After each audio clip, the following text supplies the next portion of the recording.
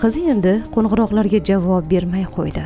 Xabarlar va elektron pochta xatlari esa tobora kamroq kela boshladi. Onani eng ko'p tashvishga solgan narsa shuki, xabarlarda qizning odatiy quvnoqligi va mehribonligi sezilmasdi. Uning ijtimoiy tarmoqlarga bo'lgan munosabati ham o'zgargan edi. Rika har narsa haqida post yozishga odatlangan edi. Ularning o'rnini izohlarga beriladigan siyrak javoblar egalladi. Yaqinlari nima o'zgarganini tushuna olmay hayron edilar. Ota-onasi aniq bilgan yagona narsa shuki, bundan sal oldin qizining hayotiga o'tmishdan bir kishi qayta kirib kelgan edi.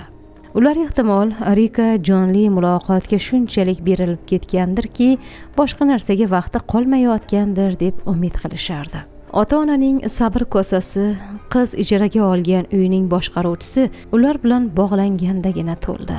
U qizning aprel oyi uchun to'lovni o'tkazib yuborganini ma'lum qildi.